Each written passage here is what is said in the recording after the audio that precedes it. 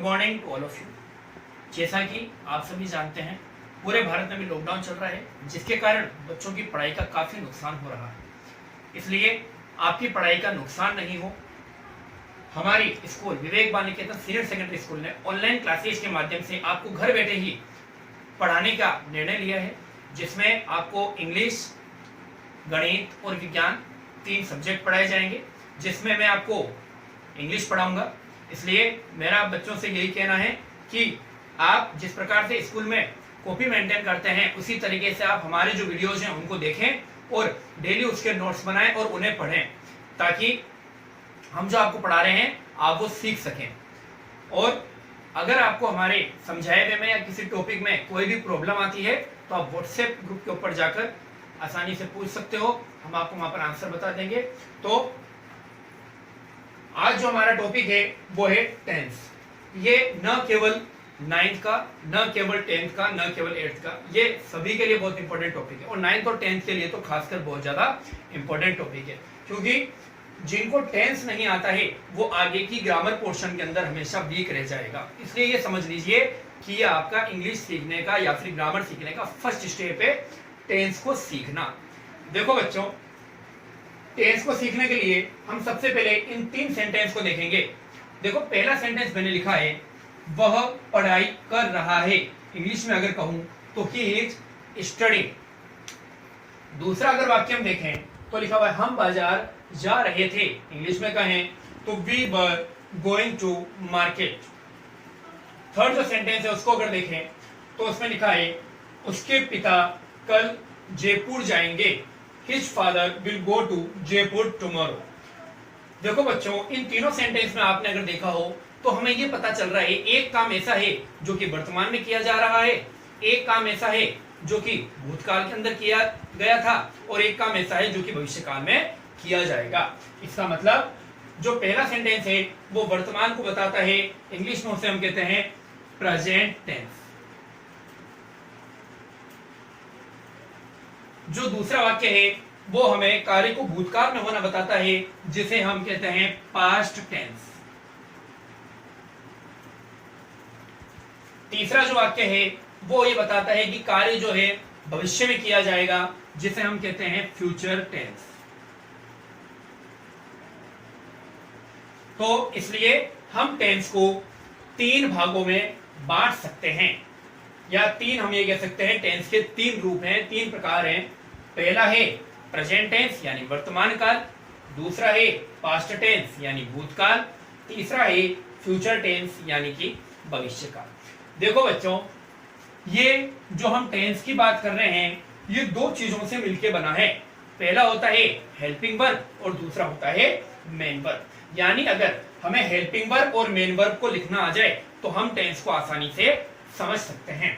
जैसे अगर मैं कहूं कि जो यहाँ पर हेल्पिंग वर्ब है वो है इज और स्टडीइंग जो है वो है हमारी मेन वर्ब, यही ये चीज शो कर रहा है कि ये प्रेजेंट टेंस है। इसी तरीके से अगर हम नीचे वाले वाक्य में देखें तो वर हमारी हेल्पिंग वर्ब हो गई और गोइंग जो है वो हमारी मेन वर्ब हो गई। ये दोनों ही मिलकर ये पास्ट टेंस को शो कर रहे हैं।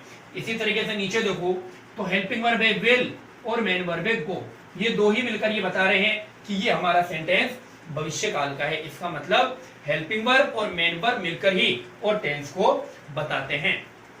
अब तीनों टेंस के अलग अलग 4 रूप होते हैं। जैसे अगर हम बात करें प्रेजेंट टेंस की तो पहला रूप कहलाता है प्रेजेंट सिंपल या प्रेजेंट इंडेफिनिट टेंस। दूसरा जो रूप है वो कहलाता है प्रेजेंट कॉन्टिन्यूअस टेंस। तीसरा जो रूप है वो कहलाता है प्रेजेंट परफेक्ट टेंस। चौथा जो रूप है वो कहलाता है प्रेजेंट परफेक्ट कंटीन्यूअस टेंस। इसी तरीके से पास्ट के भी 4 रूप हो गए, past simple tense, past continuous tense, past perfect tense, past perfect continuous tense. इसी तरीके से फ्यूचर टेंस के भी 4 रूप हो जाएंगे, future simple, future continuous tense, future perfect tense, future perfect continuous tense. तो अभी मैं आपके लिए 2 मिनट के लिए हट रहा हूं और आप इसको हाथों स्क्रीनशॉट लेकर कैप्चर कर लीजिए, क्योंकि ये सारणी ये पूरा आपको जरूर बनाना आना चाहिए और एक एक चीज आपकी कॉपी में नोट होनी चाहिए। पास में लेकर चलो, इसको छोड़ दूंगा उधर कहीं लिखूंगा, ठीक है।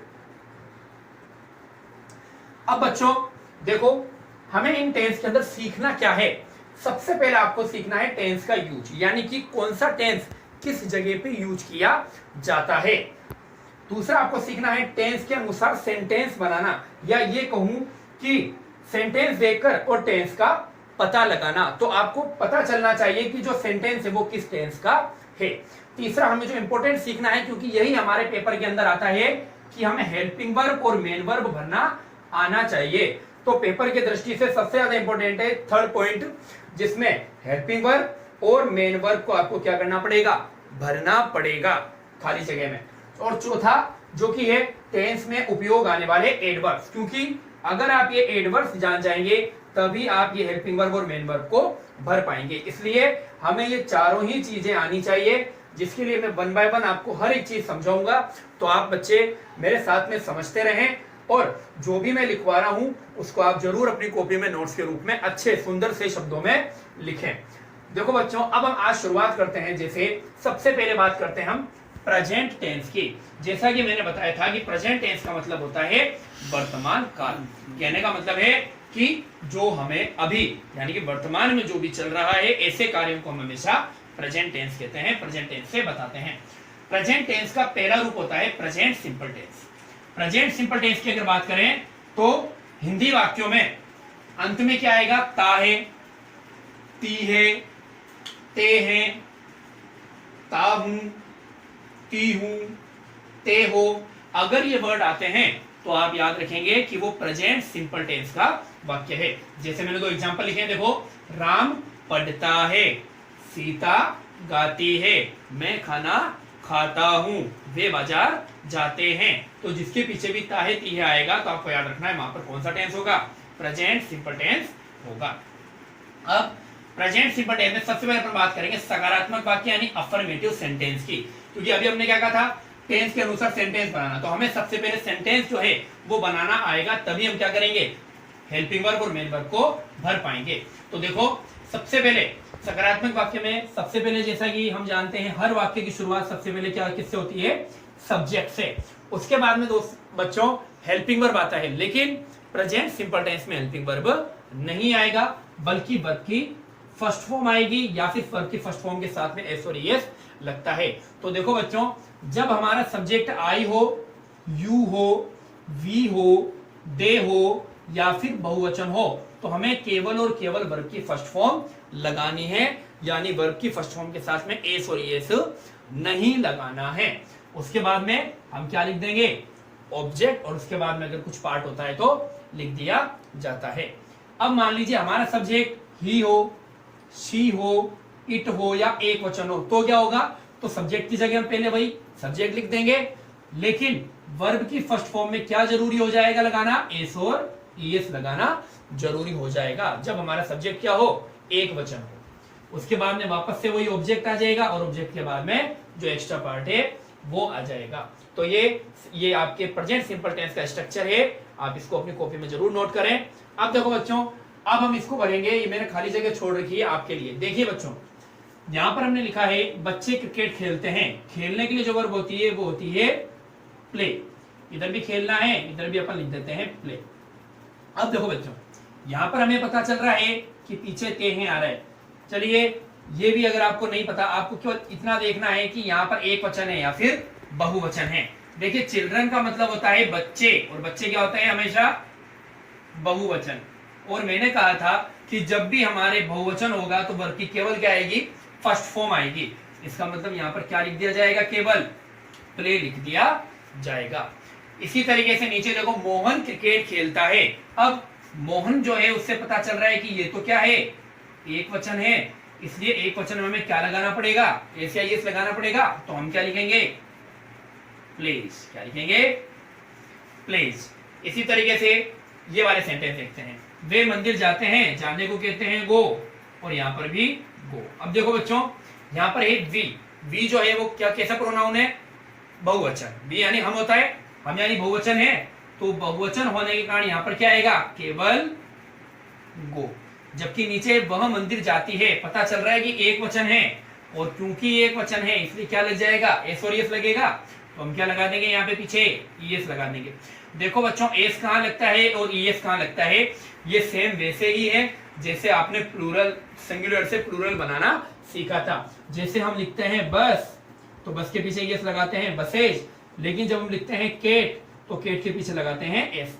तो ये वही नियम है सेम टू सेम, इसलिए आपको इसके अंदर ज्यादा नहीं उलझना है। आपको अगर नहीं पता है तो आप ये वाला नियम एक बार वापस से देख लें कि सिंगुलर से प्लूरल बनाने के लिए एस और एस के क्या नियम है।